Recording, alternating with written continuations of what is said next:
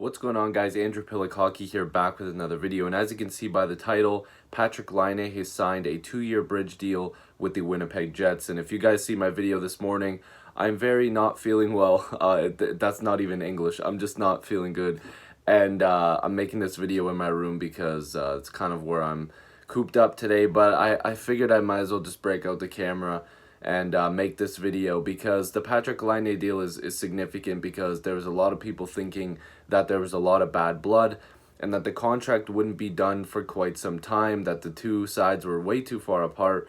But as it was stated today, that there's a 2-year deal at a $6.75 million AAV. Now, Pierre LeBrun tweeted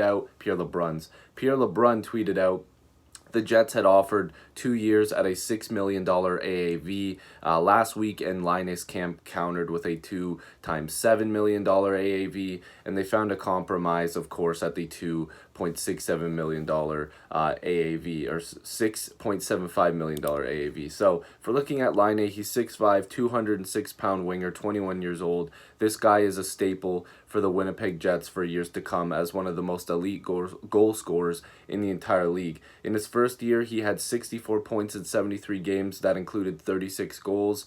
In his second full season with the Jets, 82 games played, he had 70 points with 44 goals. And in his last season, which was a down year, a slump for him, in 82 games played, he had 50 points with 30 goals and 20 assists. Now, a lot of people, including myself, think that Laine has the possibility to score 50 every single time he touches the ice for a brand new season. I think that this guy's going to be one of the best goal scorers that we see for a very long time. Now, I'm going to keep checking Twitter here to see if there's more information. This one's pretty good.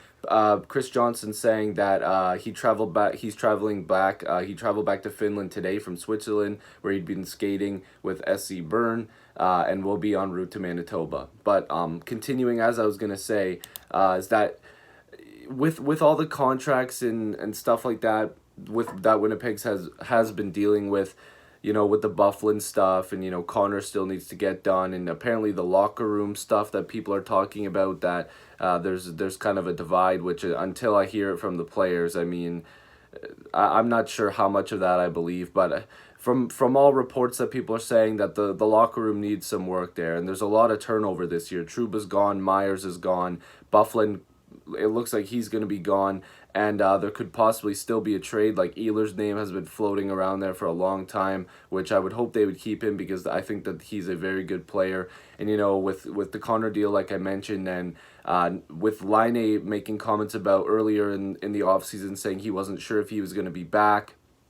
And then, recently the comments about him wanting to play top minutes and playing with better talent.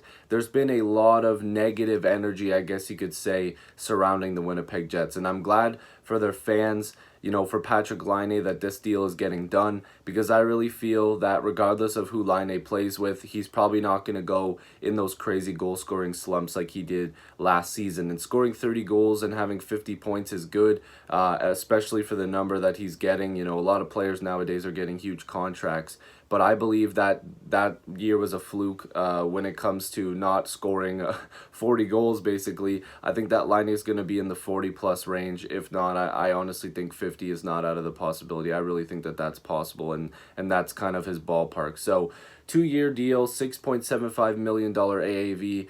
Obviously, you'd want a longer-term deal to get done, but with the Jets not really knowing how Laine is going to score this year and what kind of point totals he's going to have in the future, they want to see if last year was kind of a bit of a fluke in terms of how much money they want to spend on him long-term, and then in 2 years they can revisit that. So if he has a couple really good seasons, scores 40-plus goals the next 2 years, I don't think the Jets are going to have that hard of a time finding money to give this guy a long-term deal, and hopefully that's something that gets done. So if you're new to this channel, make sure to subscribe. I'd love to have more hockey conversations with you. Join the squad. Let's get to 7,000 subscribers. I appreciate you guys as always, and I'll see you in the next video or stream. Peace.